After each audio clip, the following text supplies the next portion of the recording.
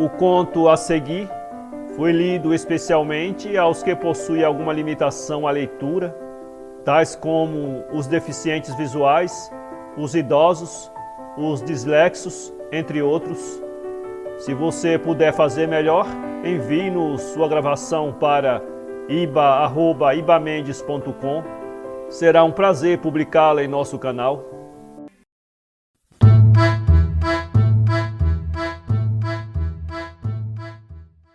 Feia demais, de Nelson Rodrigues, voz Iba Mendes. Quando chegou em casa, as irmãs o esperavam com a pergunta sôfrega: "Você está namorando aquela pequena?" "Estou." Houve um espanto indignado. "Não é possível, não pode ser." "Por quê?" E todas num coro feroz: "Porque é um bucho horroroso. Arranje uma pequena melhor, mais interessante, bonitinha."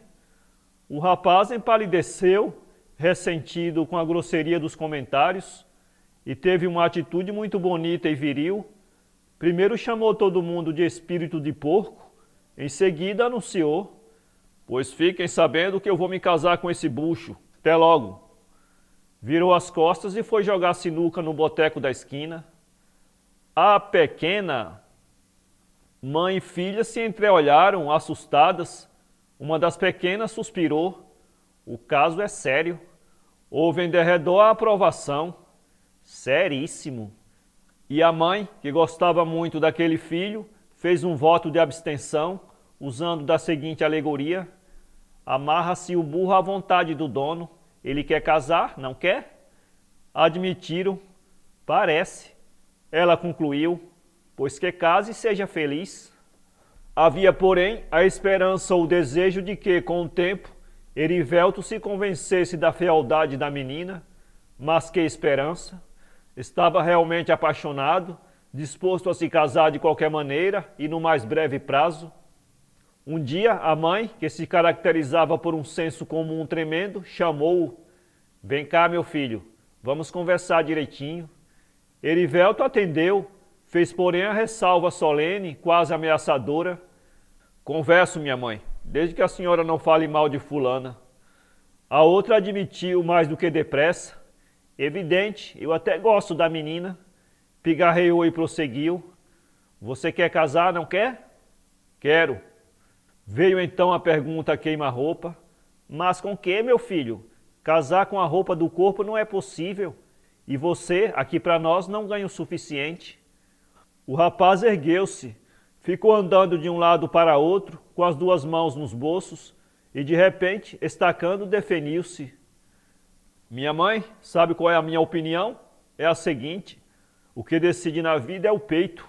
Vou me casar no peito." De noite, com a pequena, contou o episódio, interpelou-a: "Topas morar num quarto comigo?" Era um momento crucial. Jacira, porém, foi magnífica, respondeu à altura: "Com você, meu filho, eu topo tudo." Feia como a necessidade. A verdade é que, num clima de paixão, tanto o rapaz como a pequena estariam dispostos a morrer de fome. Erivelto teve o trabalho de burilar uma frase a propósito dos matrimônios pobres. "O casamento", dizia ele, "é uma questão de amor e não de boia." Em vão o advertiam: "Olha que vais dar com os burros na água." Replicava otimista: "Paciência." Um dia, após um namoro agradabilíssimo, casaram-se. Quando Jacira entrou na igreja, de braço com o padrinho, estava, segundo testemunhas visuais, um pavor. Houve quem perguntasse: "Essa menina tem dinheiro?" Não, não tinha. E ninguém compreendia como um rapaz bem apanhado como Erivelto a tivesse escolhido entre todas. A família do noivo se agarrava com unhas e dentes ao seguinte melancólico consolo: "Não é bonita, mas tem bom coração." Só no 7º ou 8º dia de lua de mel é que Erivelto começou a desconfiar da verdade. Jacira estava diante do espelho espremendo espinhas, e fazia isso com um deleite, uma volúpia extraordinária. Em silêncio, ou por outra, assoviando, o rapaz contemplava a mulher. Sem querer, sem sentir, estava fazendo o julgamento físico de Jacira. Esta ainda se virou e fez o comentário: "Ih, meu filho, estou com uma pele infame." As outras, a partir de então, quando eu estava em casa, ele não fazia outra coisa senão espiar, espreitar a fealdade da esposa. Uma coisa o espantava e amargurava: eu estava cego, completamente cego. Olhava agora Jacira e se saturava de sua falta de graça e de feminilidade. Por outro lado, começava a experimentar uma irritação doentia e contínua. Um dia, em que Jacira estava particularmente desinteressante, fez uma pergunta perversa: será que uma mulher feia não desconfia da própria fealdade? A outra não percebeu a sugestão, coçando a cabeça com um grampo, ria: que nada, pergunta a um bucho se ele é bucho, pergunta. Durante 2 ou 3 segundos, quase Erivelto a interpela: e tu? Conteve-se, porém, mas sua ilusão se extinguira até o último vestígio. Sabia agora que sua mulher, a mulher com quem se casara para sempre, era feia, excepcionalmente feia, feia de uma maneira constrangedora, intolerável. Começou a ter resistências com Jacira, uma espécie de alergia, de incompatibilidade física tremenda. Precisava desabafar com alguém, correu à própria mãe: mamãe, eu estava bêbado, completamente bêbado quando casei. Fora de si, apertando a cabeça entre as mãos, gemia: feia demais.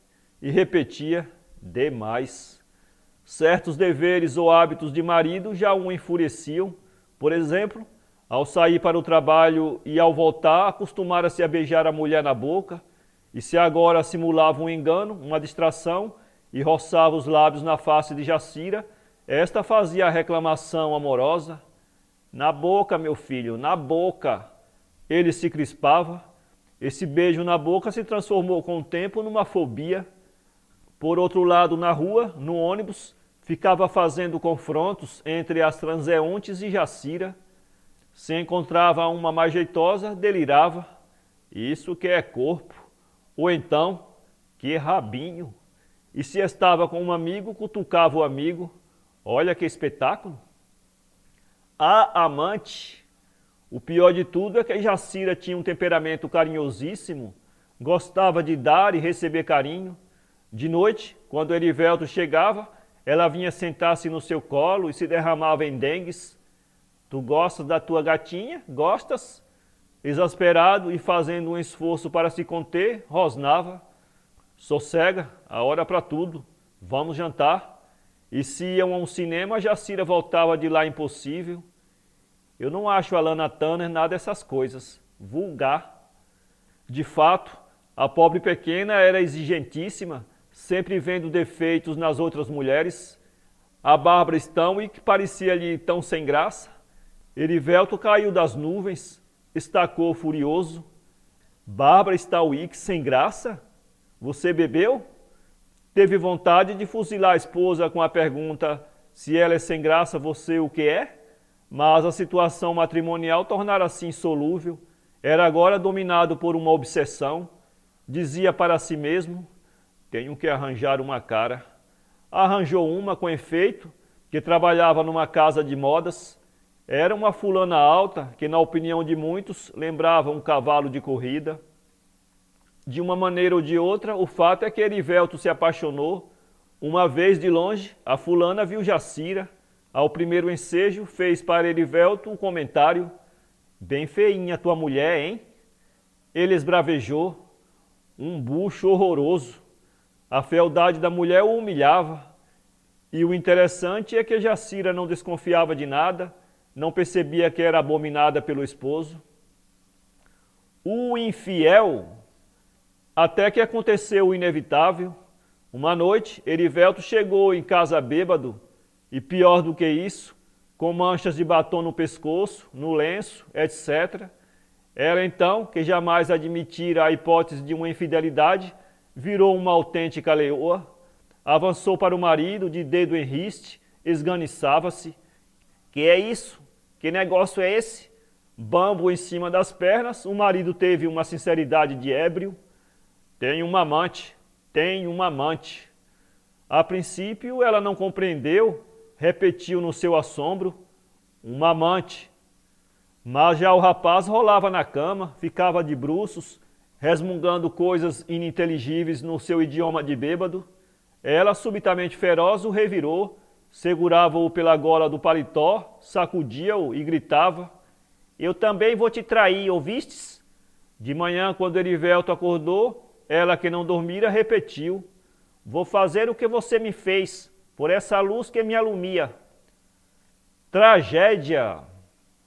Não teve pressa. Durante 48 horas, debateu sem dúvidas medonhas.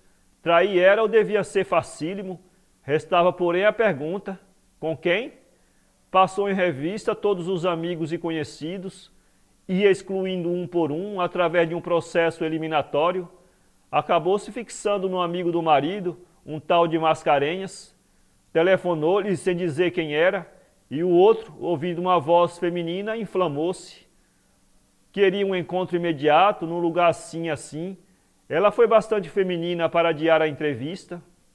Depois de uns 15 dias de telefone, Jacira submeteu-se.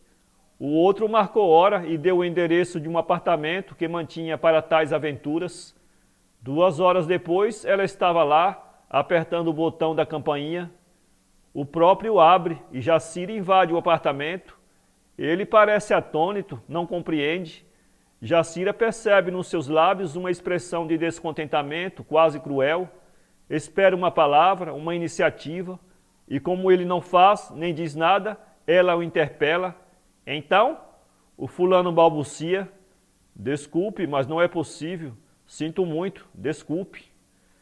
Pela primeira vez, Jacira sente parcialmente a verdade, foge dali como uma criminosa. Em casa, no quarto, coloca-se diante do espelho grande.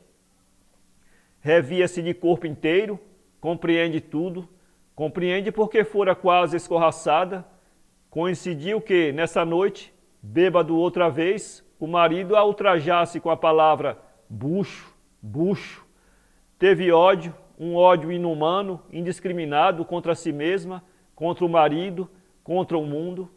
Esperou que Erivelto mergulhasse num sono de embriagado.